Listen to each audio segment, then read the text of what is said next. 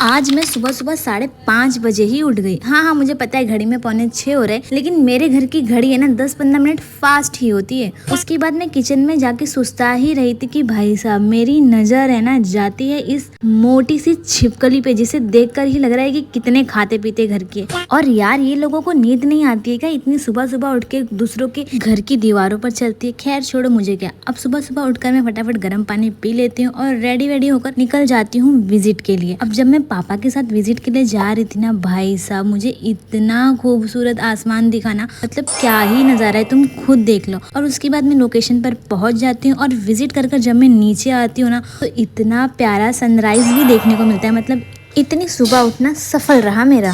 और मैं कुछ ज़्यादा जल्दी ही उठ गई थी आज, इसलिए मुझे है ना विजिट कंप्लीट करने के बाद जब मैं घर पहुंची बहुत ज़्यादा नींद आ रही थी, तो मैंने सोचा ना कि अब थोड़ा एक झपकी ही ले लेते। और जैसे ही मुझे नींद लगी थी, मेरी मम्मी ने आके बताया कि बाहर बारिश हो रही है, तो मैं फटाफट चली जाती हूँ देखने के लिए। और पहली बारिश के बाद मिट्टी की जो खुशबू आती है ना यार, क्या ही बताऊँ। अब एक तो वैसे ही इतनी गर्मी हो रही थी पहले से ही, अब ये बारिश के बाद ना गर्मी और भी बढ़ जाएगी।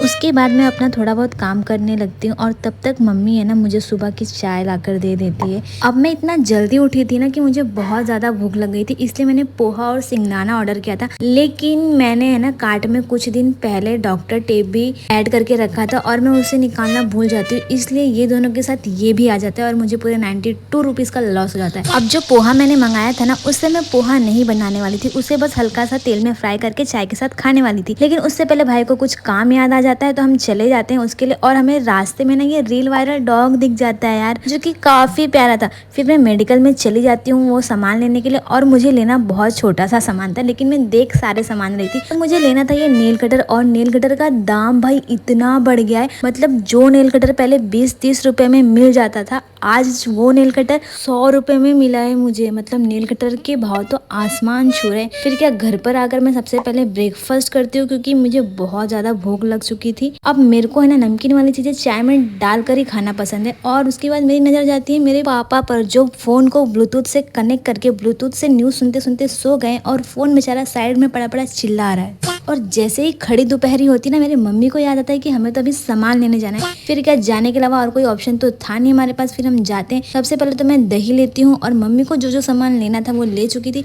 अब मुझे लगा कि हम इसके बाद डायरेक्ट घर जाएंगे, लेकिन नहीं, मम्मी का अभी आधा से ज्यादा सामान बाकी था।